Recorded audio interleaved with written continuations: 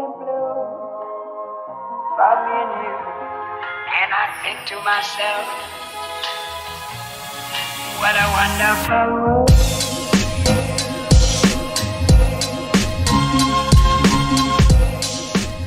Hi guys, and welcome to Real. I don't know how I'm gonna do that intro. Like, I feel like it needs to be something like catchy that I do every time, but I haven't figured out how I'm gonna say it yet. So that's what I'm saying for now. Guys, thank you so much for all the great feedback in the last video. I was nervous. I recorded it literally twice. And I think that it's just going to take a little bit of time to be getting used to the whole solo podcasting thing. So I really ask that you just have grace with me and not be too hard on me. Criticism is always welcome. But this is all new to me, doing a whole solo situation. And I am going to have guests here soon. But I just want to get settled and talk to you guys and talk about things that make me happy and that I want to talk about. Also, by the time you're seeing this, I will maybe have announced, or maybe not yet, maybe this will be the announcement. I am doing another talk on this Saturday. I'm going to try to record clips for you guys, but a lot of the times when I go to my talks, I'm the only one there. Like, I don't have like a friend or family member with me. So I'm going to see if someone on site can maybe take some clips, because it's been so cool that so many of you have actually like wanted to see me speak. A lot of the times it's usually just like moderator style, which means like I'm up on stage with maybe one or two other people and they're like kind of interviewing me and I'm speaking in that sense. I feel like other influencers have posted doing stuff like that. So it's not anything like, I'm not standing up there doing a TED Talk, although I would love to do that.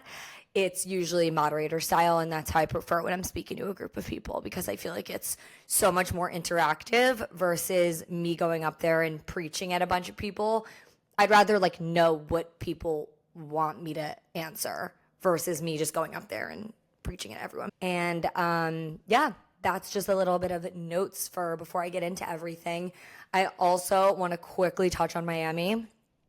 It was so fun. I just am not built for Miami. I'm not built for the Miami lifestyle. It is not easy to be out there in heels, and like in New York, I don't know why it's different to me. Like, I'm either Ubering somewhere or I'm walking a very short distance. But in Miami, if you have to walk from one place to another, you're walking like far. Like, it's not close. And my feet were killing me. I looked like not my classy. Actually, honestly, I kind of tried to keep it classy, but I feel like in Miami, I tried to add a little bit of spice, because Miami gives like, you can be a little bit slutty. You can be a little bit sassy. I need to go to bed. I really need to go to bed. I'm going through something. Yeah, I've been like napping on and off yesterday and today while also trying to be productive, but I am not being my most productive self right now. So hopefully the rest of this week is better, especially because I am now preparing for speaking things and work things, and then it's holiday time, which is so exciting. But yeah, that was my little Miami update. I had a good time. I didn't meet anyone, so don't worry about that. I literally, I thought I was going to meet people. I thought I was going to meet men specifically, and I didn't. I literally didn't. I stayed with the group I was with the entire time. Me and Hallie ended up being the first ones to drop every night. Like, everyone stayed out until 5 a.m. and 1 a.m. hit, and me and Hallie were like really trying to push for 1:30. Like, we were just on the tired train, and there's just simply nothing I can do about that. I guess I'm old. But you know what? We tried our best. We went in with a good attitude, and we came out hungover and really tired. So that's all I could ask. And I celebrated my friend Rob, so that's all I could ask too. It was his birthday, and we had a great time, and we sang happy birthday to him literally at every single restaurant, every single night.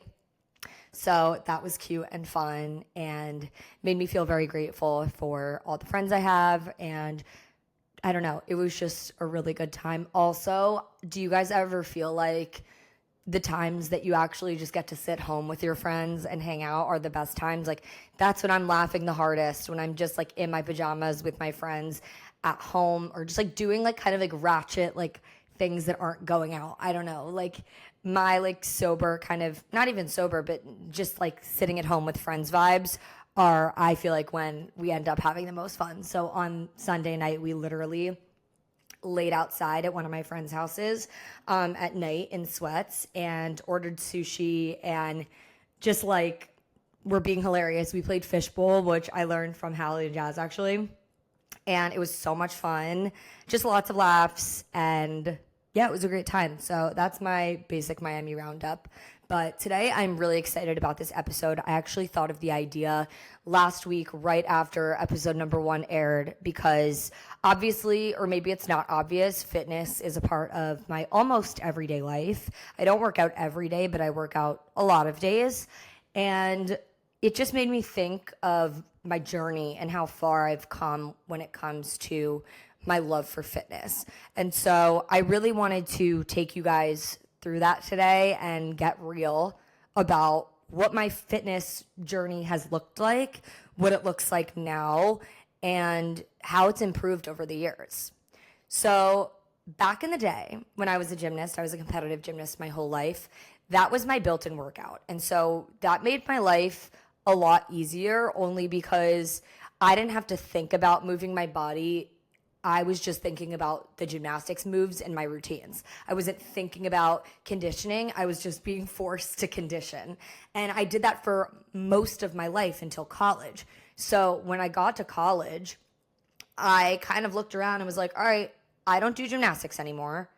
And now I need to go like run on a treadmill, which I honestly never really had done before. Imagine if you're in the gym conditioning and practicing 4 days a week and then competitions on weekends.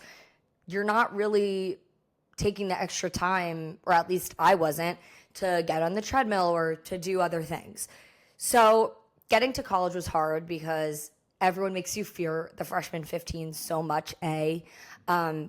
B, I just like didn't know what machines to go on or how to operate at like a giant gym, because I had never done that before. My family always had like a little gym in our basement, not really a gym, but just like equipment in our basement. So if anything, like I could go on that. And so when I got to college, we had like the giant like student center gym, and it was very intimidating. Or even just stepping into any public gym was very intimidating for me. And it's like I would walk around aimlessly being like, I don't know what machine to use. And it also would just feel like straight up punishment for me. Like, there were very few times in my life before my post-college experience that fitness didn't feel like I was torturing myself. When I was in high school, and this was after I had torn my ACL, I remember, or actually, honestly, now that I'm thinking about it, being in high school, I remember, as part of my eating disorder and disordered eating, doing these insane workouts in my basement. And this was partially, like, once I got to high school, my gymnastics like life was a lot different than growing up like doing competitive gymnastics. I wasn't doing as many workouts, so I guess that's when I started incorporating workouts into my life, and I'm just kind of remembering that. I remember doing these things called Fitness Blender and like doing online workouts, and Fitness Blender was great, but there were these things called 1,000 calorie workouts, and I used to use exercise in high school as a way to purge, and I'm putting that in quotes because when you binge and purge, and trigger warning, obviously, big trigger warning on this. Like, we will be talking about disordered eating and eating disorders and over exercising and things like that. So if that is going to be triggering for you, I highly encourage you to just click out of this or fast forward. But anywho, I would use exercise as a way to kind of purge, per se, when I had overeaten. And I had really struggled in high school with binging or overeating. And I literally, we will get into this in a whole nother episode, but I really thought there was something seriously wrong with me, when in reality it was just because I had been restricting for so many years, that my body's natural response was okay, now we need to overeat because we're missing nutrients and we don't know when our next meal is coming in. And so quickly exercise, because I had always had a fear of throwing up, and I remember wanting to. I remember wishing that I could be bulimic, which hindsight is just, I feel so sad for that person that that's what I thought was A, my way out, or B, something to aspire to. But I feel like a lot of the time with eating disorders or disordered eating, a lot of it becomes kind of, I don't know if this is the right word, but aspirational. Like, you get jealous of other people for being able to have more willpower, in quotes, than you, or be stronger than you, even though in reality, that's not true. But that's how I felt. So after going through these binge periods, I would go down to my basement and I would put on an 1,000-calorie workout. It was an 1,000-calorie workout. I remember it being an hour long. It was 60 minutes, and it said that you could burn 1,000 calories in 60 minutes. And I would say, okay, well, if I binge today, then I can at least do this 1,000-calorie workout, and it will hopefully allot for some of the calories that I had taken in. Of course, I would feel burnt out after. I would feel guilty, and most of all, I would take those workouts as a big fat punishment. Those were punishment. So slowly, as you can imagine, all my workouts became punishment.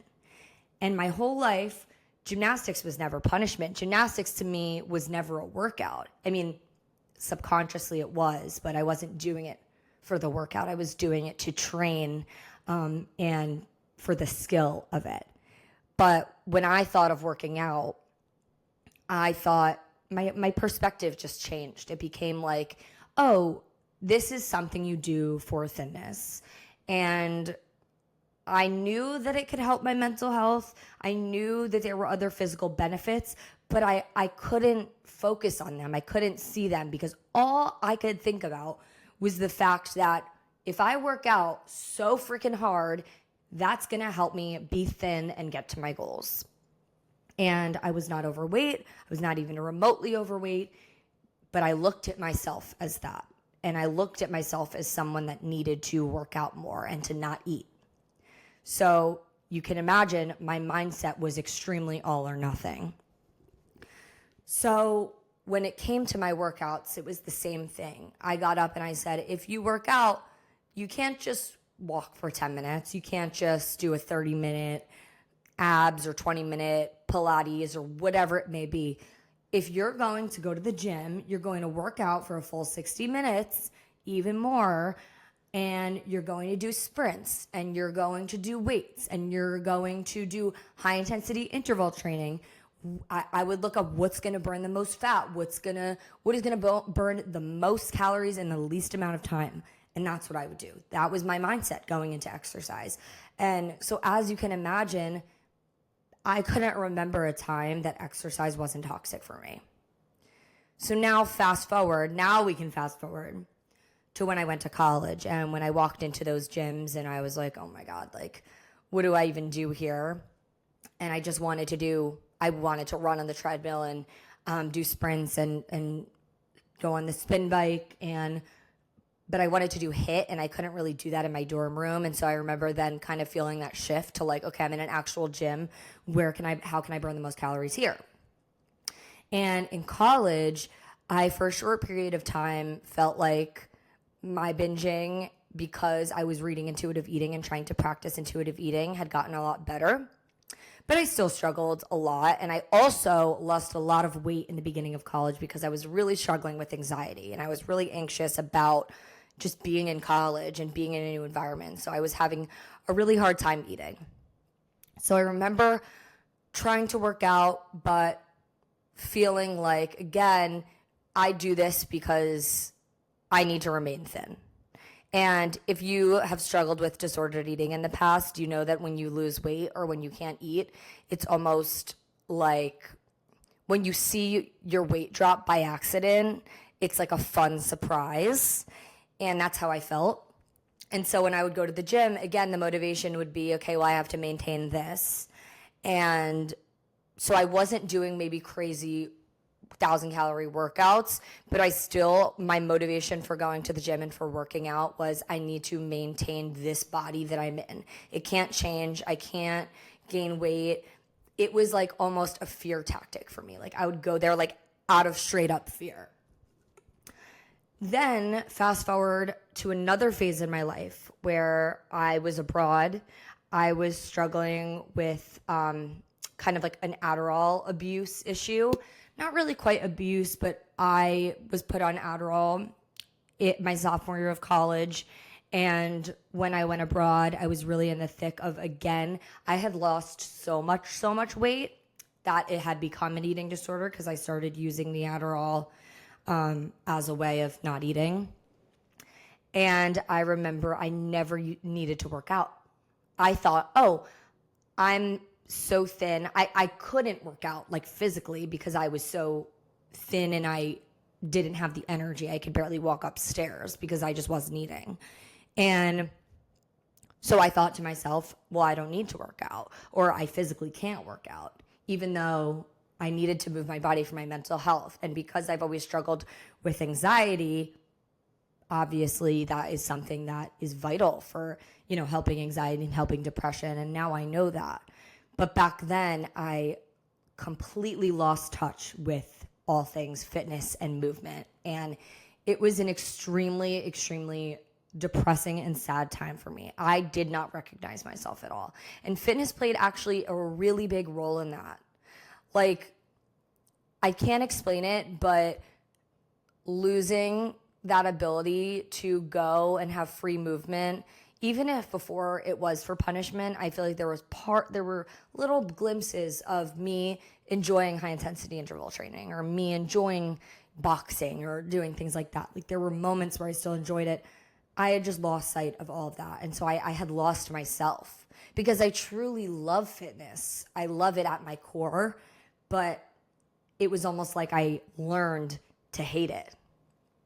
So when I was struggling with my eating disorder, I couldn't physically go to the gym and relearning that, and that process was a really freaking difficult process. But fast forward now to me being out of college, because that went on for abroad and then my senior year of college. I really couldn't get to the gym. I had no one helping me because at the end of the day, you can only help yourself. So it really was just me helping myself. And I couldn't help myself because I was in the thick of my issues. So when I was out of college, I was struggling at first, and then slowly, once I got off the Adderall and I started gaining weight back and started feeling stronger again, this is when the transformation in my brain happened. Because that's at the end of the day what it is about. It's about the transformation that happens in your mind. And I said to myself, look, you are unhappy right now. You're depressed, you're unhappy, and that fitness and movement will make you feel happy and more motivated if you are consistent. And so my whole mindset changed because I knew that it had to. I didn't have a choice. And instead of having this all or nothing mindset where I needed to get to the gym and go for an hour every single day, I was like, all right, you need to start from ground zero, babe. You're not doing well. So I just said, okay, let me try to go to one class a week, or let me try to walk around the block today. Really, really, really basic things that most people in their minds would think, well, that's stupid. But in reality, people don't realize that small steps lead to big results. And they did. I am living proof of that. So I started going maybe one day a week, or just going down to the gym in my building and walking on the treadmill for 30 minutes, just slow walk on the treadmill. And I started building it up over time. Then 2 days a week. Then I also had this horrible fear of working out with other people. And I also weirdly had a fear of eating around other people. So I assumed that the exercise thing was kind of related to that as well. It was like I couldn't ever work out around someone else. Like it gave me horrible anxiety. I felt embarrassed. I felt like I would have to outperform them, and it made me nervous. So I would just go by myself and just try to do the bare minimum and not put pressure on myself. And then slowly I was like, okay, you know what? My friends are asking me to go to Soul Cycle today. Why don't I go and try it? I would do it with my two best friends. No judgment zone. I remember going to my first Soul Cycle class in my life, and we went to Hudson Yards, and it was a Taylor Swift ride. That was my first Soul Cycle class I ever did. And it was with Amanda and Erica, my two best friends. And they are the type of people that have seen me at my bottom, and I spoke about this in the last episode. And so it's only appropriate that when I talk about the beginning of my fitness journey and coming back from all of that, Amanda and Erica were a part of that. It literally makes me emotional thinking about it, because truly when I think of any time in my life that I've been struggling and I've had to come back from it, they've been part of it. And it just goes to show, and sorry, I'm veering off topic a little bit, but it just goes to show how truly important it is that you have a support system. It doesn't need to be your best friends. It can be a mom. It can be a sibling. It could be an aunt. It could be anyone. But it is so important that you have people in your corner that at the end of the day, they just care about you as a human being. And they just want to see the best for you. And so having them for that moment, they don't know the significance of it, but I do. I do looking back. I know that that moment was significant. They would push me. They would push me to do things that felt out of my comfort zone. But when you have comfort around you, it's easier to get it done. So I went to that Soul Cycle ride that day, and I loved it. I loved doing spin. I had never done classes, really. It was a rare occurrence that I would go to a class because, again, of what I mentioned, like just being afraid to kind of work out with other people. And it felt therapeutic. Like I felt like I could just ride and not think about anything. And from there, I started occasionally going to Soul Cycle classes. And so then at that point, I was like, oh, I'm working out now 3 times a week.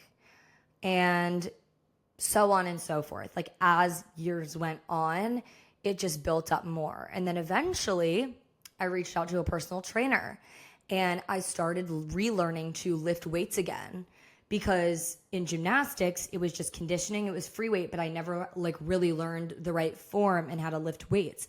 And so I went to a trainer for a year and learned to lift and like really challenged myself. Like I remember the first time I went to my trainer, I basically passed out during my first session. Like I was unwell. I was so unwell.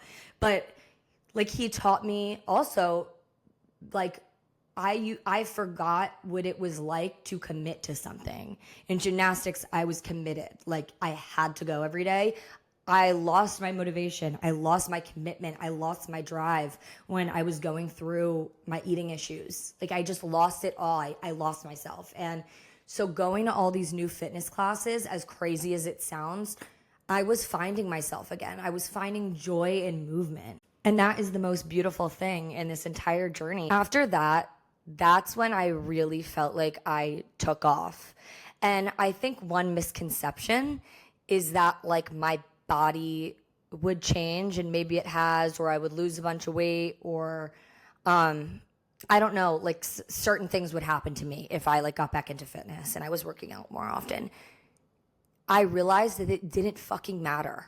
It didn't matter, because what did matter was that I was waking up every day and I had a commitment that I needed to go to, and I went and did it, and I could leave the gym or leave my class feeling like I just accomplished something and now I can take on the day.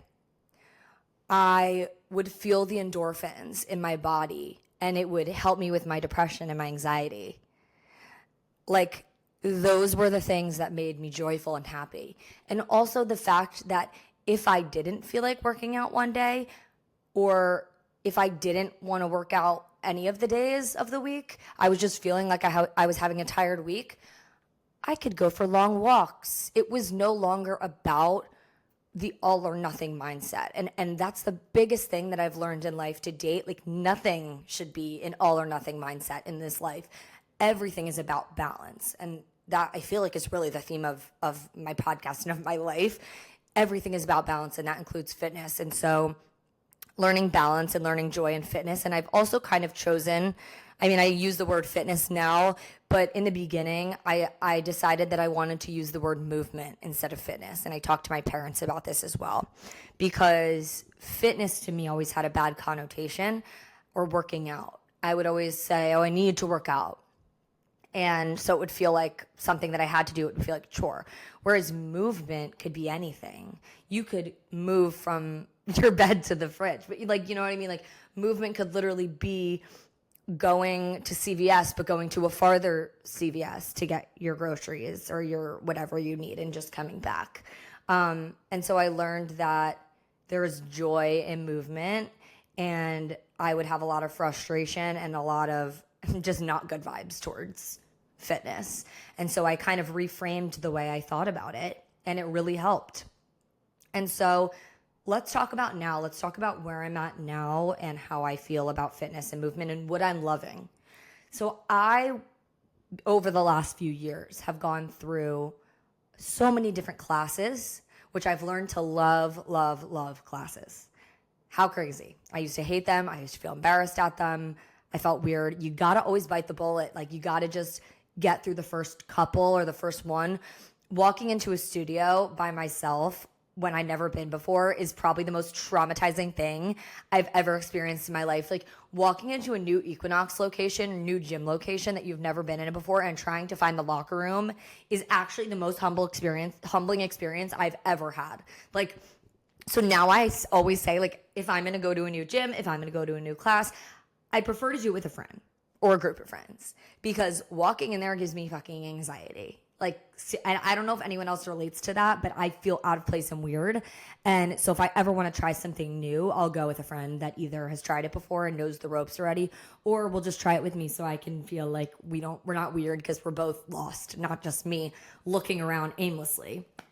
And I also want to get into embarrassment around movement, because I think there is a huge thing with judgment and embarrassment, and I want to touch on that after this. But I just started trying a shit ton of classes. I went to Rumble, I went to Soul, I would do Equinox classes, I would do hot yoga, Pilates, like, you name it, and I'm still open to trying more all the time. But I narrowed down the things that I really loved, and then I would go back to those things. So here are the things that I'm loving right now. I go to Rumble probably once or twice a week. I absolutely love boxing. Not an aggressive person, like, at all. But when I tell you I'm hitting that bag so hard, like, I'm going at it, Rumble is a great, great workout. I've never been a Barry's girl, would love to try it. My whole thing is, there are certain classes. I even had this idea in my head about Soul Cycle, that it was like cult-ish. And then you go and you realize everyone's welcome, and it doesn't feel like that at all. But I used to think it was like a cult, and I was like always afraid to go. I also do love Peloton, but that's more like doing it in the privacy. And I like to be in person, being motivated. So yeah, Soul Cycle has been incredible for me, because it's a form of meditation for me. And same thing with Rumble, but my thoughts are still going. Whereas in Soul, which I do like once a week or twice a week even, I feel like my brain shuts off. Like, I can just ride and listen to the music, and I'm not thinking about anything from the outside world. I'm just getting my cardio in and just feeling good, and I just love it. The other thing I'm obsessed with is cardio sculpt. I think the importance of finding a good instructor is everything. And there's an instructor named Calvin at Equinox, and when I lived in West Village, that's when I discovered him. He's incredible. He is just, like, funny and just brightens my day every time I go to his classes. And so I've made it a point not only to go to his classes because I love the movements that he's doing, but also just because starting your day with a person that brings you joy and that makes you feel motivated is such a great thing and such a gift. So he has been such a gift to me. I'm so grateful for him. I need to get him a holiday gift or something, because I, like, love that man so much. let's think of some other things. I tried hot yoga this summer in the Hamptons at this place called Fierce Grace. I was staying with a friend and she brought me there, and I absolutely loved it. They made the room way too hot, and when that happens, that's just not the vibe. Like, I had to walk outside for a second. I was dying that much. I was also hungover, like severely. But I do love hot yoga. I love how it feels to sweat, but also be moving your body at the same time. And so that's something I definitely want to do more of. But right now, the cardio sculpt, Soul Cycle, and Rumble are the three things I do consistently. And then the one other day a week or 2 other days a week, because I really will typically work out 3 to 5 days a week. It really ranges depending on how I'm feeling, because I'm all about really listening to my body. I'm not much of a planner. Like, I don't need to say, like, I need to have 1 day of cardio, 2 days of weightlifting, like whatever. I more so just really listen to my body and see what my body is in the mood for and what I feel like I need, because I feel like that's the best tool you can use, is like actually listening to yourself and like being like, I feel like I really need to run today. Like, I feel like I need a good cardio session, or I feel like I want to feel strong and I want to lift today. I know maybe not every fitness instructor would say that was right, but that's what works for me and that's what makes me feel good. And I think that is the most important thing about movement and about fitness. You have to do what makes you feel good. It does not matter what anyone else is doing. You have to do you. I'll do those things like 3 to 5 days a week, and then so the other 2 days I'll usually go to Equinox, or I have yet to go to the gym in my building. Honestly, it's a little scary down there. It's like in the basement, but I'll go to Equinox usually, and I'll do Peloton runs. I was in my running era before, and I absolutely loved it, but I tore my ACL in high school, and my knees are horrible and my hips are horrible, and I was really feeling pain in my knees and my hips, and running's like not great for you in that case. So I kind of stopped, but I'm doing 30-minute runs now, and I've been incorporating walk plus runs. And I used to be like, you're so lame for doing walk plus run. Don't be a pussy. You're not lame. You're not anything. Like, most people, getting yourself there is a challenge in and of itself. I've realized that. And so whatever you need to do to make your body feel the best is what you need to do. So I've been doing like Peloton, like walk plus runs, and then maybe like a 10-minute abs after, even if it's just 30 minutes, which I love a good 30-minute walk plus run session, and go about my day. Like, there's absolutely nothing wrong with that. Now going into some problems that I have with the fitness industry and some things that I've noticed about being in classes. One, I feel like there are a lot of people that fear going to the gym because of the judgment in the gym. Meaning, there's a lot of like judgmental people in the gym, especially when you're at like a place like an Equinox or just anywhere. And maybe that is why I feel nervous when I first go to a class for the first time and I don't know anyone or whatever. Like, I feel like the fitness industry, there is a lot of judgment, and it's only welcome for certain bodies. Like, I go into a class and I'm looking around and I'm taking note of, is this class a place where it feels like only people in thinner bodies are welcome? Like, do I see people in larger bodies here as well? Because when I go to a fitness class, I want to feel like all bodies are welcome and the instructor is a welcoming person and an accepting person. And so I feel like the fitness industry really has lacked diversity, and that's a big issue because there's a lot of people out there that spew the hatred of like, if this person is a larger body, they should go to the gym. And I'm thinking to myself, well, you guys have made it so that the gym is the most unwelcoming and horrible place for them to be. And that's, again, I'm not speaking for everyone, but this is just something I've noticed. Even I have family members that are in larger bodies that I know feel that judgment of the fitness industry. And even someone being in a average sized body, with normal fat on my stomach and just cellulite and normal things, like, there are certain classes that I genuinely feel less welcome in. And that's an issue. I feel like, what can we do? And I don't know the answer to this, but what can we do as a society and what can we do in the fitness industry so that more people are inclined to go to the gym and feel the joy in movement? Because there must be a lot of other people out there that are looking at movement as punishment or as just a way to thinness. I don't know. I just feel like the fitness industry has such a slim way of thinking, and it has gotten better over the years, but has it? Because I still feel like there are a lot of people in larger bodies that don't feel like they can just walk into a SoulCycle class. Like, it almost takes more courage because it feels like there is judgment. I think one of the things is making sure that fitness places are hiring people of all different sizes. Another thing is even for fitness brands, making sure that their advertisements are including diversity. Because when I look at a sports bra company, I don't just want to see a really fit person, a really fit, in quotes, person. Because fitness can come in all shapes and sizes, and a person can be fit and be overweight. And I don't think people grasp or understand that. I don't know. I just feel like at the end of the day, it's very demotivating when you just see one body type in the gym.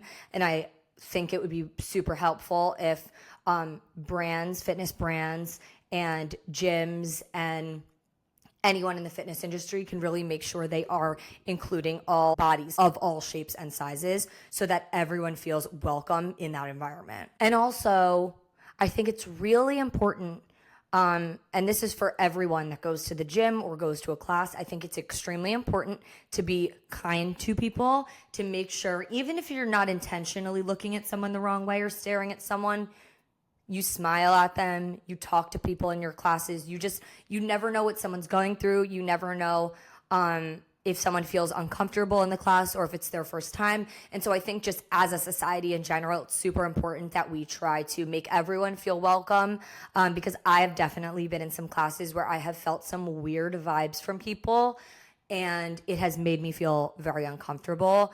And we all know that one person or those people that are making snarky remarks in the corner about a girl in the class that is struggling, and you're not helping anyone, and that does not serve anyone. So I think we really need to try to put an emphasis on, or even if you want to say something, say whatever you want to say it in the privacy of your home. Don't be laughing and be whispering when you're in that class, because you never know who is feeling insecure, and again, who is there for their first time. And we just want to make sure that everyone feels included so that wherever they are on their fitness journey, they can feel like this is something that's sustainable for them and that they want to come back to. And it's a safe space. How important is that too? Having a safe space to work out. I think that's the most important thing. And the last thing I want to talk about is what I spoke about before, who you surround yourself with. Take a good look and think right now, even if we're doing a little exercise right now, like, just take a look at who is in your life, who is in your circle. Can you think of anyone that would maybe laugh at you or make you uncomfortable or make fun of you or anything negative when it comes to your fitness journey? Or who you feel like is pushing you, but not in a good way, not in an encouraging way, in a not so good way.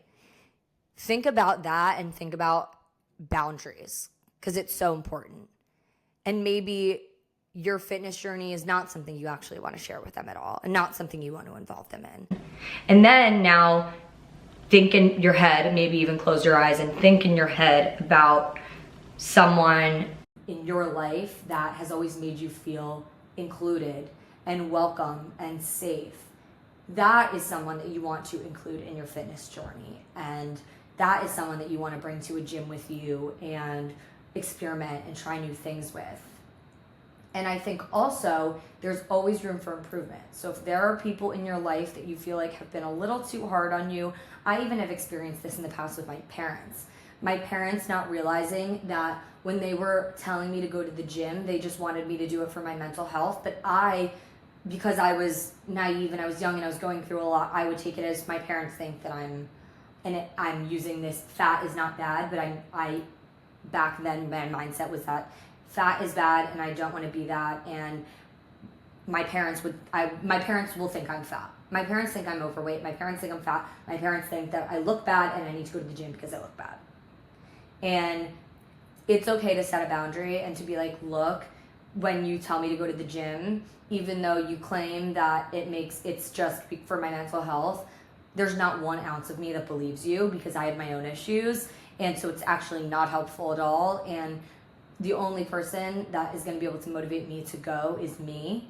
And so there's nothing wrong with like setting that boundary and telling someone in your life, if they're kind of pushing you too much about going to the gym, telling them how that makes you feel. Because you really need to surround yourself with people that lift you up and that never, ever, ever make you feel like you need to do anything. And I know that for someone that is overweight and they're looking to lose weight and get healthier, I totally understand that they want to have a support system, but there is a way to say it and there's a way to come off. And I'm just protective of you guys and to everyone, and I want to make sure that that way isn't subconsciously hurting you. Because even if you're telling yourself it's not, like, how is it truly making you feel? Is it truly pushing you? And if it is, that's great. But just make sure that the tone of voice and the way that they are encouraging you is actually truly encouraging. Surround yourself with people that make you feel freaking good about yourself and that make you actually feel encouraged, and not people that make you feel negative. On a final note, I just want to say that I have also been surrounded by a lot of people in my life that have talked about fitness in a way that almost made me feel insecure. Like, like even my mom, like, oh, like I went to the gym today and I did this, this, and this in a time where I maybe wasn't going to the gym. And it just made me feel like such shit. Or me being in college and my roommates would be like, oh, we just came back from hot yoga and blah, blah, blah.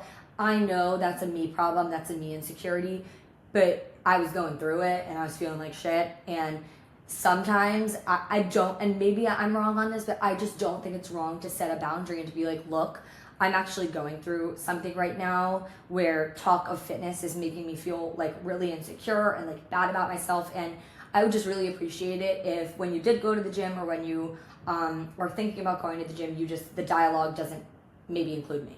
Like, you can talk about it amongst each other, but maybe in the morning when you're like contemplating what you're going to eat and what you're going to do in the gym during the day, because I know in college that's always like a big thing, especially like living in the sorority house. Like, there's a lot of culture around like girls being buddy together and like, oh, let's eat this for breakfast, this for lunch, and then we'll have this for dinner, and we're going to do this workout today. Like, I remember so clearly those things bothering me. And so like, set a fucking boundary, because sometimes it's just really necessary. And that's not always the healthiest thing to, you can plan your day in your head, but there's a line between planning it and then becoming obsessive. And so, yeah, don't let other people get in your head and influence you. And if you need to, set that boundary. That is all the time I have today. This has been a longer podcast and I'm very happy about it because I feel like we definitely got to cover a lot.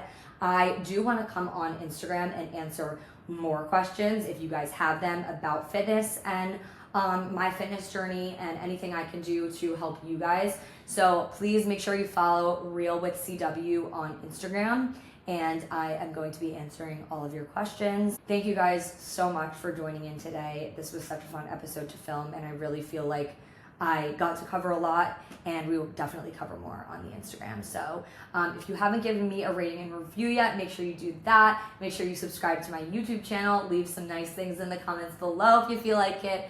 And I love you guys, and I will see you next Wednesday. What a wonderful world.